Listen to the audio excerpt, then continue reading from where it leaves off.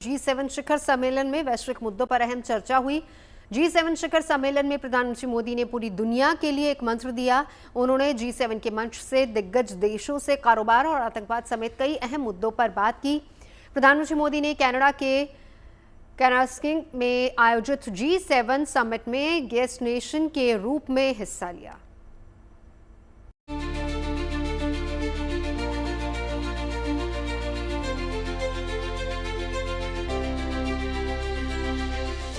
Canada में G7 summit के आखिरी दिन प्रधानमंत्री मोदी ने कई देशों के राष्ट्राध्यक्षों से मुलाकात की।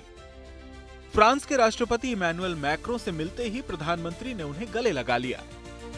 दोनों की मुलाकात की इस गर्मजोशी में दोनों मुल्कों के अच्छे रिश्ते का अक्स दिख रहा है। इस मुलाकात के बाद प्रधानमंत्री मोदी ने फ्रांस के राष्ट्रपति के साथ कुछ देर तक बात भी की।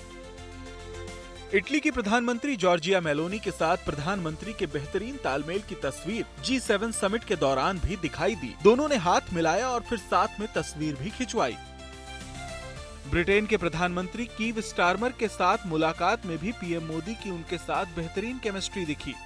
बातचीत के दौरान ब्रिटिश प्रधानमंत्री ने पीएम मोदी के कंधे पर हाथ रखा हुआ था। कीव स्टारमर के इस अंदाज में अपनापन झलक रहा था। कनाडा में G7 समिट के दौरान पीएम ने मैक्सिको की राष्ट्रपति क्लाउडिया शिनबाम के साथ द्विपक्षीय वार्ता भी की। उन्होंने आतंकवाद के खिलाफ भारत की लड़ाई में मैक्सिको से मिले समर्थन के लिए राष्ट्रपति शिनबाम को शुक्रिया भी कहा। साथ ही प्रधानमंत्री मोदी ने प्रेसिडेंट शिनबाम को भारत आने का निमंत्रण भी दिया।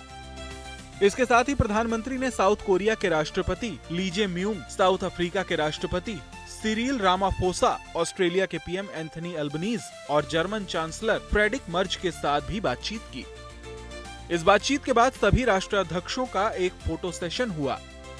कनाडा में ये G7 समिट ऐसे वक्त हो रहा है जब भारत और कनाडा के आपसी रिश्ते पिछले कुछ समय से तनाव के दौर से गुजर रहे हैं।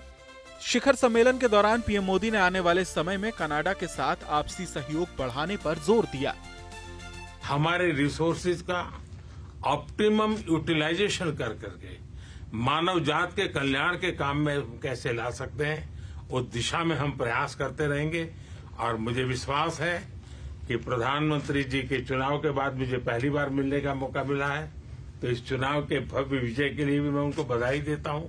और आने वाले कालखंड में उनके साथ भारत और कनाडा मिलकर के अनेक क्षेत्रों में प्रगति करेंगे।